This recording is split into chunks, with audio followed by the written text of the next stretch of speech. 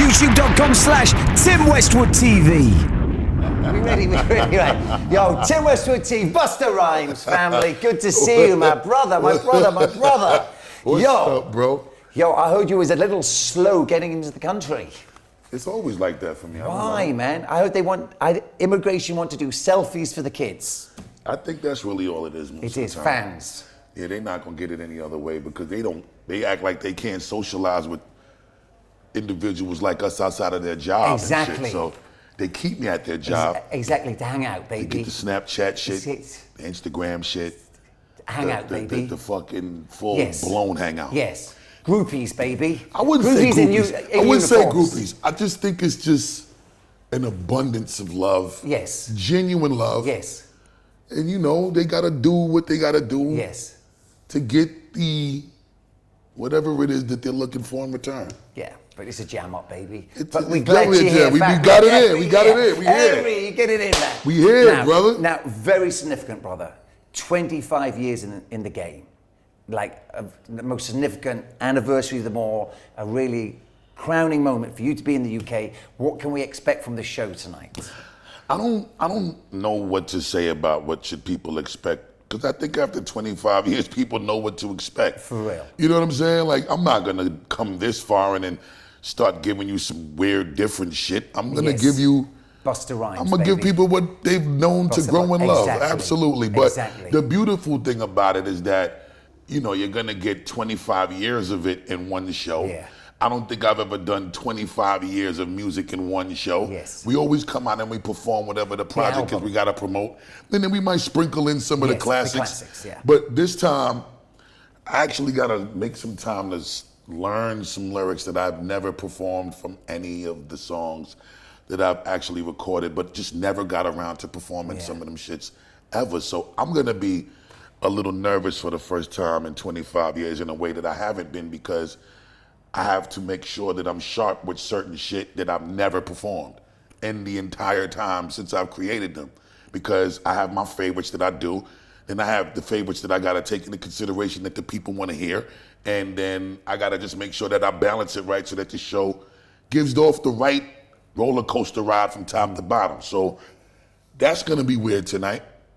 And outside of that, there really ain't nothing too surprising other than, you know, for the people that's gonna come and experience this for the first time, I think we're gonna fuck them up. Oh, for real. The people that's been with me, they know what it is. Yes. And I just think the combination of the generation 25 years later that's now learning Busta Rhymes, probably since Look at Me Now, they're gonna get a chance to experience and learn tonight. And we're gonna have a lot of fun, man. Tim, come on, like, you know what the fuck this is, bro. Nottingham Carnival. Oh, yo. Like, you was with me from... my days. 97, speaking of that, baby. 96. 96. Was it 97? 97. Excuse me. My favorite moment in time, 19 years ago with us. 97. And we celebrating the 20th anniversary of the coming as well right now. So, you've been a significant role in the celebration of this 25-year accomplishment. I've been blessed to be part of it, family. Absolutely. Been blessed to be part of it, man. From early, though. From day. Well, my first recollection of meeting you was that I was up in Long Island interviewing Chuck D. And as we came out of his office, you with the rest of the leaders of the new school was waiting there patiently and politely to play your new music. That's so crazy. To Chuck D. I remember those And he days. introduced you. 510 South Franklin, Spectrum City Studios. Correct. Hempstead, Long Island. Hempstead, correct. You were what, 17, maybe even 16? I was younger there, because we got our deal when I was 17. So I probably was about 16. And that was my first meeting of you. Yeah. And Chuck said, this guy's got energy, watch him. And we got with Chuck actually when I was 13. 14 is when we met Chuck and Hank Shockley and them. And it was a 3-year learning experience. We got the deal when I was 17. But in between those years, the crazy shit was we was blessed with being able to be around some real unbelievable moments. Like, we was watching Cube as he just left NWA, coming in that same 510 South Franklin office and studio in Hempstead, Long Island, to figure out what he was going to do for America's Most Wanted. We watched Eric Vietnam Sadler and Keith Shockley make beats for the America's Most Wanted album. We watched Sir Jinx and Cube come alone to the studio, no security in New York, in Long Island, recording and writing those raps in 510 South Franklin. And it was those moments that kind of just made us feel so obligated to go that much harder, because we felt like when you surrounded by that level of greatness, and at the time, you know, they done had their platinum successes, NWA, and they was the biggest climate shifting group, groundbreaking shit. You know, it forced us to feel obligated to go that much harder just to get attention in the fucking building, because we was them little kids that they seen all the time. So we kind of got the brush off. You know what I'm saying? Like, y'all motherfuckers gotta wait. Y'all gotta sit down, y'all gotta go home and come back. After we done waited in the fucking hallway on the staircase for 4.5, 5 hours for Chuck and Hank to show up from whatever meetings they was having in the city. And that shit used to be super fucking frustrating. So those were the moments that forced me to be as rambunctious and outrageous and just the whole fucking the charismatic Busta Rhymes that the world has got to know and grow and love. I just felt like whatever it is that I gotta do to make sure that these dudes feel like they were respected enough to tell me, you ain't gotta go home after I done waited 4 or 5 hours, was what I needed to do. So good, bad, or indifferent at the time, I think those moments were like the greatest gifts to me and shit. Because if I didn't go do that shit, I'd probably be a different type of dude as an artist, you know what I'm saying? And I love this shit too much to be calm, you know what I'm saying? And I'm not saying that being calm and expressing the way you appreciate something in a calm way is a bad thing. But me, I like to show how much I appreciate some shit. So I can't do it the calm way. And I love this rap shit so much, there was no fucking way that I was just gonna be cool about how I expressed my appreciation for the gift. So Hank Shockley and Chuck D and Ice Cube and all of y'all that was coming in the studio, sending me home, that shit had to stop at some point, man. Fuck that. Fuck sending me home. I'm not going. Yeah. And I knew that I couldn't just say that I wasn't leaving. I had to start making shit that would deem me worthy of sticking around. You know what I'm saying? And, you know, one thing led to another, and we made Chuck and Hank love us. And that's when I knew we was loved when he started naming us. Like when Chuck D said, you shouldn't be Chill O-Ski, you should be Busta Rhymes, because that fits, that you would perform, you would remind me of the Busta Rhymes from the Minnesota Vikings. Like when you rhyme, you look like you about to fucking tackle somebody, like you playing football and shit. And I was the only one he gave a name to. Dinko was already Dinko, because his older brother was Dinko. Charlie Brown was already C. Brown. He was already Brown, because his name was Brian Higgins. So he just wanted to keep the B. Brown, Brian, you know. And Chuck gave me a name. And when he gave me my name, I felt like I was chosen. Like he seen something in me that he wanted to fine tweak. And 25 years later, and I didn't like that name at first. Fuck you mean Busta Rhymes? I don't like the name Buster at the time, because it wasn't Buster with an A. It was Buster with an ER. Like, that's fucking wrong. You know what I'm saying? What the fuck you calling me Buster for? And then at the time they had the Busta Brown Shoe Company, and that shit was corny. Like motherfuckers wasn't buying no shoes from Busta Brown. Your parents bought you shoes from Busta Brown when you was a kid. And most of the time your parents wasn't dressing you up in shit that was cool. So I didn't want nothing to do with anything that was called Busta.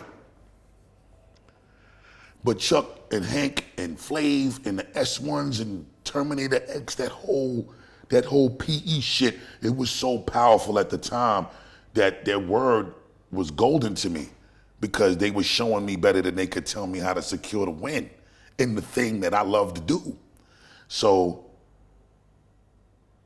I trusted it.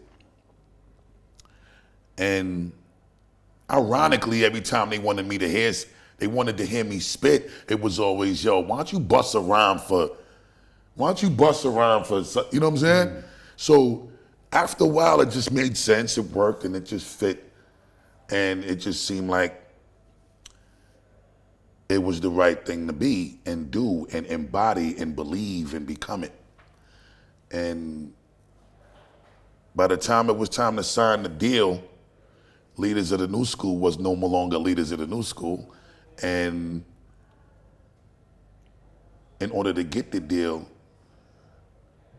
Busta Rhymes needed to be included because Dante Ross, who signed us, he didn't want the group without the whole component the way he saw it, I would say about 8 months prior at a little underground concert we had at a club called Payday in the Lower East Side of Manhattan. And then in 1991, after recording for 2 years, because we got the deal in December of '89, so I would say about a year straight we recorded. 91, we put out the first Leaders album. 2016, 25 years later, the anniversary of the first Leaders album and my 25-year anniversary of professionally recording and 20-year anniversary of my first solo album, 10-year anniversary of the Big Bang album, and just all of this, like this year is a golden moment for the kid. For real. Whole lot of great shit that we celebrating, man. Yeah, for real. And it's a celebration of the journey, it's the celebration of life, man. No question. Yeah. And it's been good. And the most amazing part about this whole shit is I've always been blessed with these opportunities where it's like I get reminded of how much more work I have left to do. You know what I'm saying? So I put my last album out, my last commercially released album at retail for people to be able to buy in 2009. I haven't released a commercially available on sale body of work since 2009. Wow. Yeah, we put out Year the Dragon. This was the Google album that I did the deal with before. You know, this was the first Google Play project. Yeah. When Google Play platform was being created and they needed content. So I did an amazing non-exclusive deal with them for that. And then I put out a series of these mixtapes with the groups that I was forming at the time, with artists that I was trying to break, called Catastrophic series. We did a part 1, we did a part 2. And all of this was just happening while I was just trying to figure out what was the next thing to do, because I was in transition and I also felt like I didn't want to release another album unless the shit felt like I actually put an album together that was every single thing in the planet that I could have felt, imagined, thought of.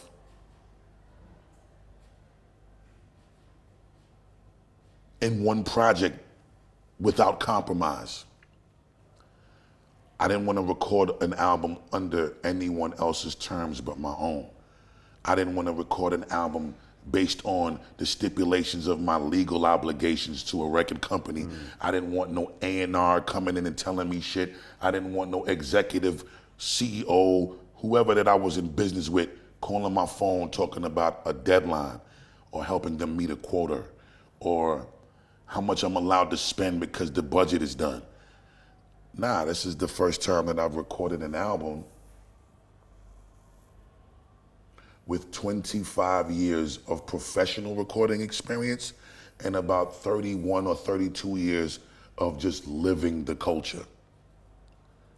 100% my way, my own money, my own studio, my own dreams, my own thoughts, my own experiences, my own time capsule. Like, I'm just recording until I feel like I have dropped the very last millionth of a fraction of an idea sonically into this body of work. And in the process, while I'm doing that, develop artists, form a record company called the Conglomerate Entertainment, distribute my music with the best partner, and now that current partner is Atlantic Records. And I have OT Genesis that's becoming a superstar. I have J Doe that is going to be the next promising, groundbreaking, climate shifting artist. And my new Steph Curry of the Conglomerate, his name is Aaron Cooks.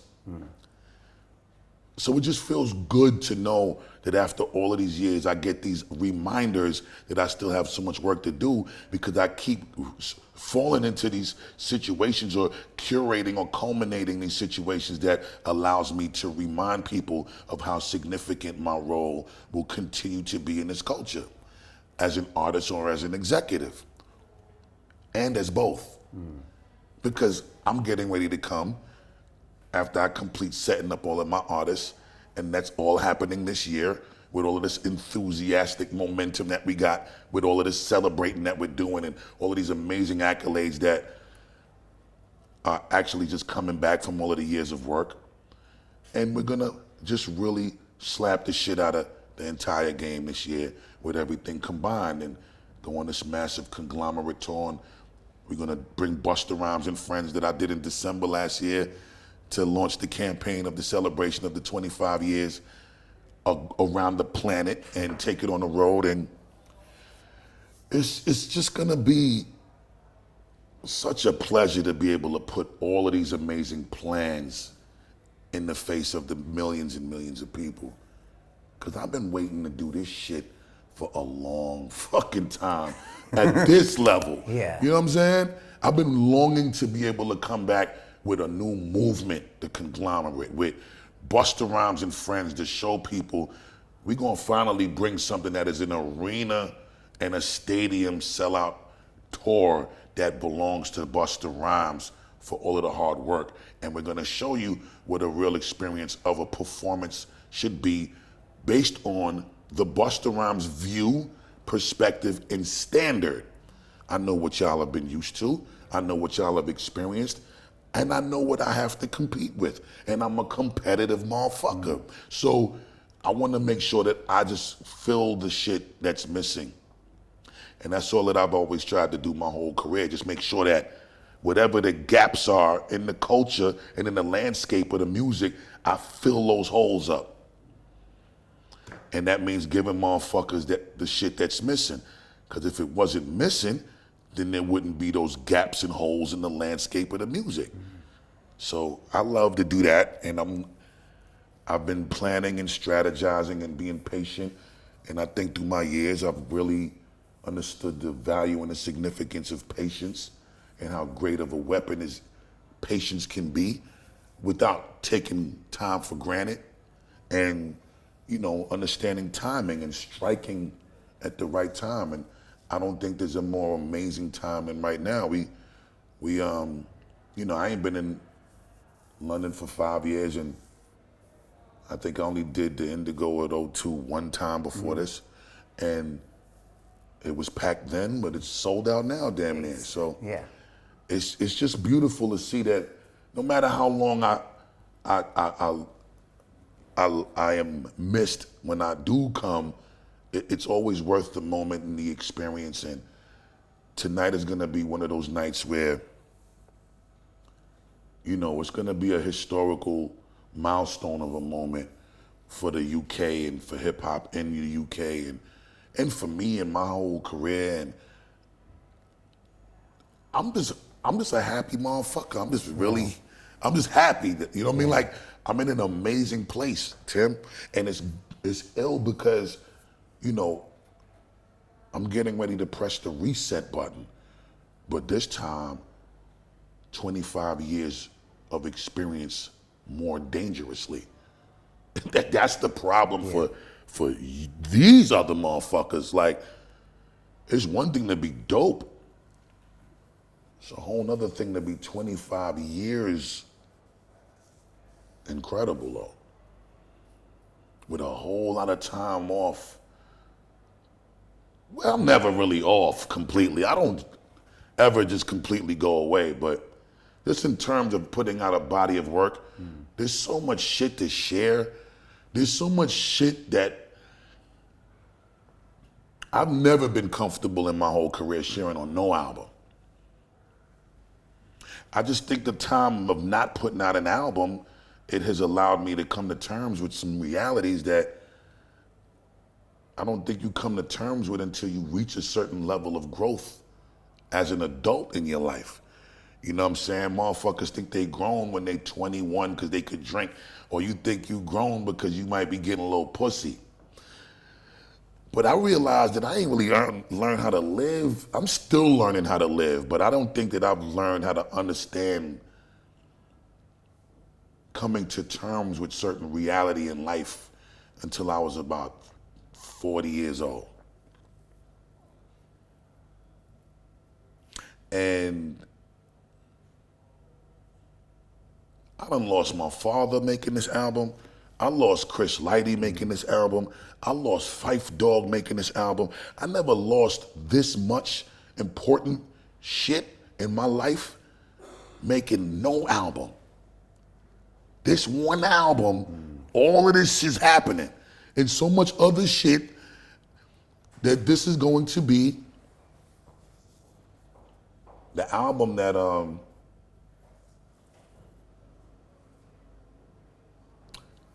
don't even know how to describe it. I don't know if the words will do it the justice in the way that I wanted to, trying to explain the shit. Just know that I've never done an album as brutally honest as this album in my life, but without compromising the feel good, without compromising the fun, and without compromising the power and the strength that has always been compelling about Busta Rhymes. So it's like I've reached a certain level of being able to master who Busta Rhymes is and how to articulate the level of what I've mastered about being Busta Rhymes, with combining that with the new shit that I done learned about myself at the same time, and how to apply it with the 25 years of experience and knowledge and information and strategy and tactics and all of that shit. So I think this is one of the most dangerous times of my career creatively. And that is specifically for the motherfuckers who want to compete. And I'm just saying, get the fuck out of my way when I come. Just move. Let me do it when it's my time. Like everybody has had their time, because I ain't been in nobody's way. And this is officially the Extinction Level Event 2 album. And I think that had a lot to do with it too. Like, I've never done a sequel album.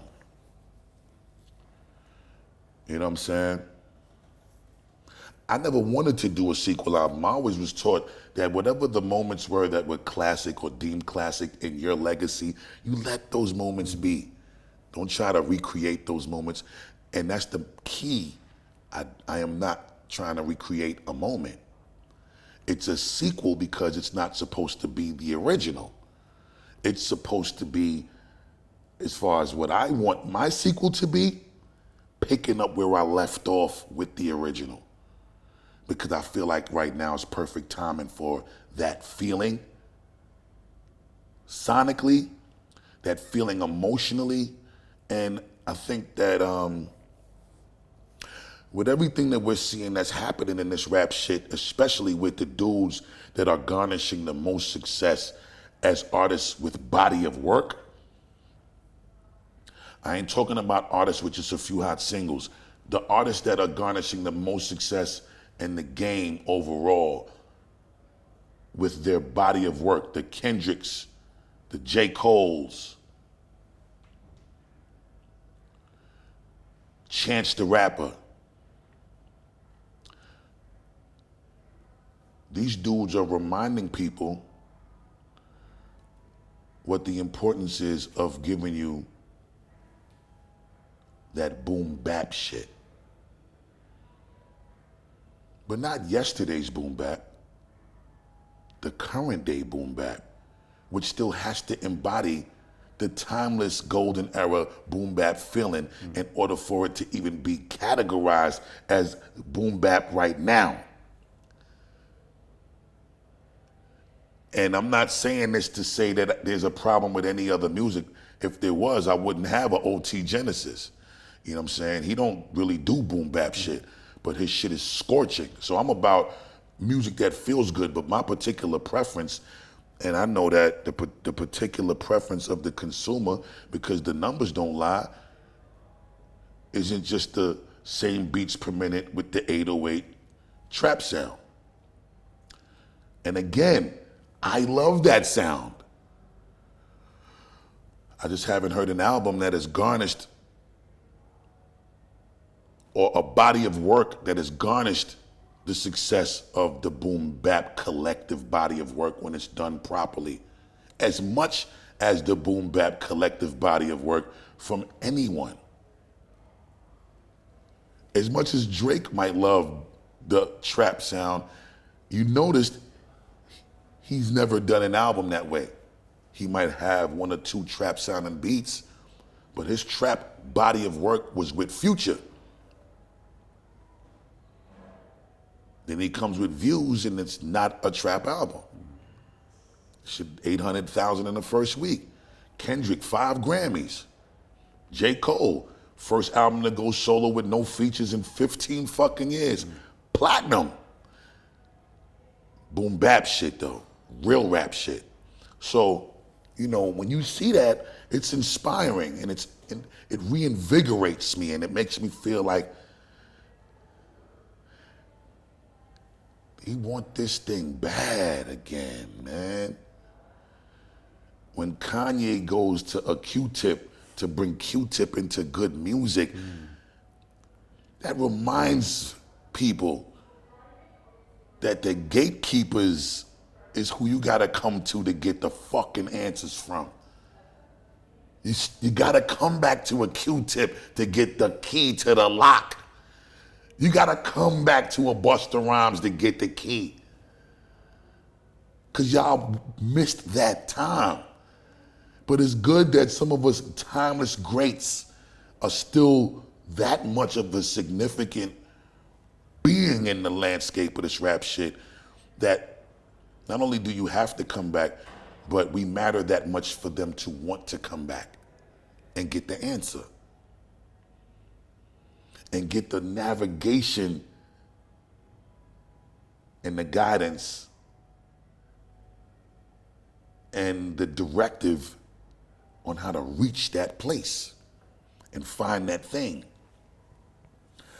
And I don't know if there's a more rewarding feeling than that.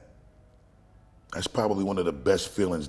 All of these things are going into the inspiration for me finally feeling like it's time to feed the streets again. And at this stage in my life, I'm so tremendously blessed with what I've been able to do and what I've been able to experience and what I am going to continue to do and continue to experience and continue to contribute, that I'm doing it on my own terms now. I'm gonna drop an album when I wanna drop an album. I'm gonna go on the road when I wanna go on the road. I'm gonna stay home when I wanna stay home. Every one of my children was born into me being a successful recording artist. And now I got grown kids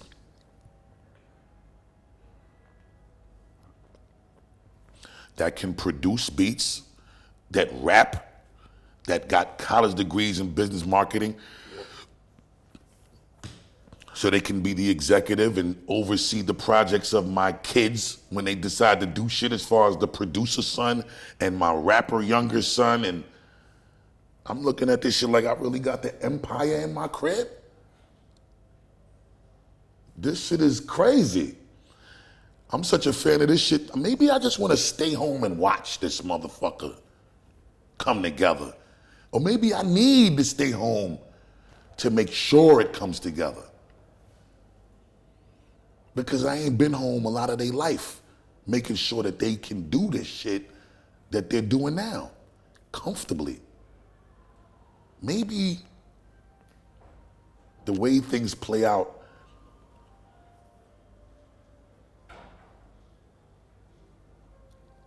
is the way that you're really just supposed to look at the shit and accept and respect it for what it is. Because if you don't, you get to miss out on so much amazing shit that's just being bestowed upon you as blessings and gifts, because you think that you can control all the shit all the time when you can't, outside of you. And that's beautiful, because I don't want to control everything outside of me. My kids have to do it the way their father did it. And I didn't do it my parents' way. I did it my way. But that shit was beautiful for my parents to see it, because I was able to do so much for them, being allowed to do it my way. I want to see my kids do for themselves. I don't need nothing from them but for them to secure the win and uphold the integrity of the legacy of this family and all the sacrifice and hard work that went into raising them properly. But doing it in a way that we can all be super proud of, even if we might not agree with it at the time. And my parents wasn't fucking with this rap shit when I was doing it. My mother was always supportive, but she still wasn't like, that's the thing to do, because obviously it was a super gamble. You know what I'm saying? And they want to make sure that I'm going in the direction of life where I'm doing some shit that's going to secure some sort of stability. It ain't that much risk. But one thing my mom's trusted was my instinct and my judgment, and as long as it was keeping me away from the stupid shit that I was getting into, she was with it. That didn't necessarily mean she was with what I chose to do. She just knew that it kept me from getting in trouble. So if I stayed out of trouble, she was good. And more than her support for the hip hop shit, her support for me as her child, that shit meant a lot. So I say all of that to say, sometimes when a motherfucker feel like, yo, why Busta Rhymes ain't put out an album in so long, or what happened? Is he done, or did he fall off? Nah, I'm never gonna do that. I'm the forever guy, just for the record. I'm the forever guy in hip hop. You'll never get that I'm gonna retire one day bullshit. Nah, the fuck else I'm gonna do? There's a lot of other shit that I do now that I will be continuing to do. The diversing of the portfolio will always be significant. We'll have our hands in so much other shit. Business-wise, do I love to do these things? Yeah, I love to explore doing things. Do I love to take risks and chances and shoot for the moon to land on the stars? Absolutely. But what I actually want to do is make music for the rest of my life, because I love it that much. But at this stage in my life, I don't make music because I have to make music. I make music because I enjoy it still. I don't feel the same need to be cool to motherfuckers at a particular time, because I don't look for that validation. I don't gotta hear it from somebody that I'm the shit, because y'all already know that I'm the shit. And I knew that before y'all knew me. because I had to make y'all believe that I was that guy. So I never needed that validation, but it always felt so good to hear it. Yo, that fucking verse was crazy. Yo, that song was ill. Yo. It's always a great feeling to hear it. Don't get me wrong. And a lot of the times, actually, all of the time, the greatest reward is the love. Because I done been in clubs with motherfuckers, they done sold 10 times more records than me. But the DJ don't feel obligated to play they shit in they set. And there could be 5 of us, and that one motherfucker feel like he gotta send 10 bottles to the DJ just to get him to play one joint. And might have a $500,000 car sitting outside. The most jewelry on and stunting harder than everybody. Can't hear their record in the club. That's a fucked up feeling, bro. It's one of the worst feelings ever, because now it ain't about the bread. Now you questioning your respect. Where's the support? Motherfuckers don't miss the fact that not one of your songs played that night. And they go home perfectly okay with that. That's a horrible feeling for you, though. I'm fortunate enough to never have been that guy. Even without putting out new shit, they still gotta play the timeless catalog, the classics, the milestone moments that will work in any time frame of the game. And it's a beautiful fucking place to be in. Because now I'm finally at a place where I don't feel like I need to chase the excitement. Because my excitement never goes away. And at any given moment, I can give a motherfucker one of the most magical 16 bars that will slap the shit out of their favorite MCs that might be on the record with me and take the moment from them. And just friendly remind them that when I choose to do this thing, I will fuck y'all up, no matter what time frame we in. With class, with grace, no disrespect, upholding the integrity and the moral fiber of the culture. It's a great fucking place to be in, Tim. And, you know, with all of that being said, that's the one thing that I feel like the game might be missing, is the upholding of the moral fiber and the integrity of the game. Because, you know, with every new generation, they make their own little rules up. But prior to this new generation, the new artists after generations before them, even though we made our little new thing up, we still had to uphold the integrity of the original rules.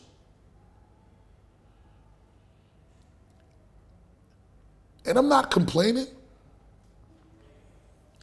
because you know we got to take some responsibility for when the shit might sway in a direction that we don't want it to, if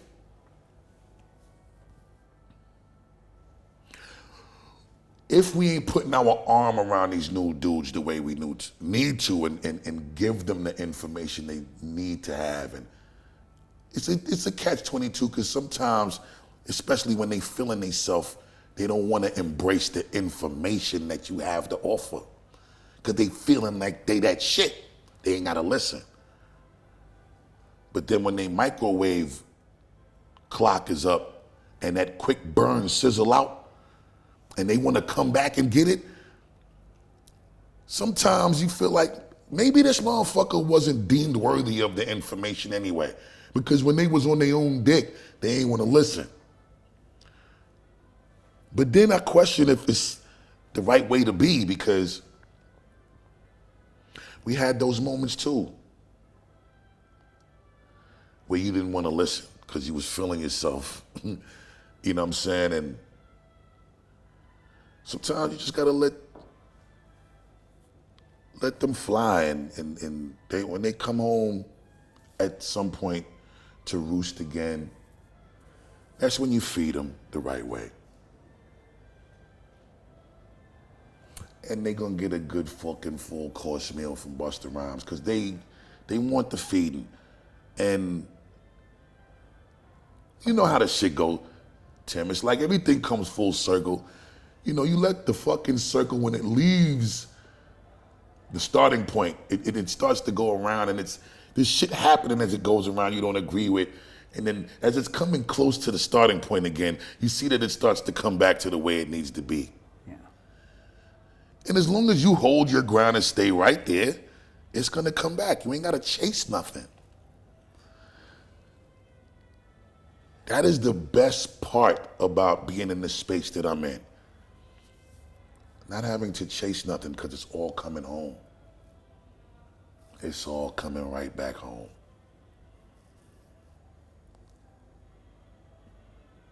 And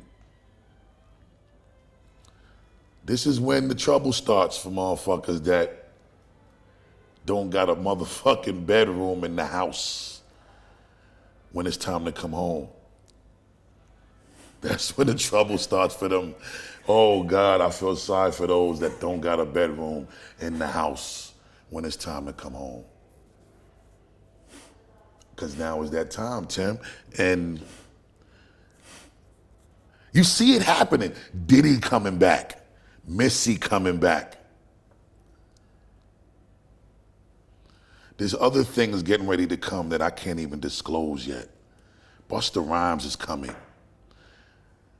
Everybody got their recharge. Everybody's, like, our alumni is celebrating the 20 years now. Missy is embarking on her 20 years. Bad Boy is celebrating 20 years. Tribe's 25th anniversary of People's Instinctive Travels in the Path of Rhythm. That was 25 years last year. Naughty by Nature, 25 years. Our alumni are becoming the Rock and Roll Hall of Fame eligible guys. The difference is we're still popping. We're the generation that's different. For the first time in a long time in the music industry, where we are the currently relevant 25-year legacy celebrating artists, we can still fucking hear our shit in rotation across the nation, internationally and domestically, when we put out the right record. There's no such thing as Missy's played out right now. Missy didn't even have to put out a fucking record when she did the halftime Super Bowl concert year before last. Last year, excuse me. This year was Beyonce and Bruno Mars. Last year was Katy Perry and Missy. And she destroyed it with no new record.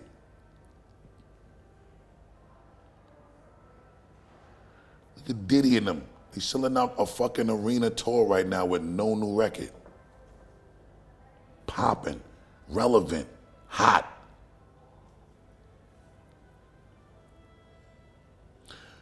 It's a great place for our alumni right now, yo. And tonight is gonna be a symbol of that level of greatness. For me, personally, for the consumer and the fan and all of the people that grew with me throughout the 25 years, and the ones that are gonna come today and be a part of an experience that's gonna allow them to celebrate another 20 to 25 years with me, God willing. Because again, I'm the forever guy. Forever. Joe, it's been blessed knowing you. It's been an amazing journey, my brother. Been an amazing journey, and looking for better things to come as well, man. Thank you so much, The game Tim. is like you're here now. Thank you, man. Thank you, family. Word. Tim Westwood TV. You better fucking believe that. Real hip hop. Blah!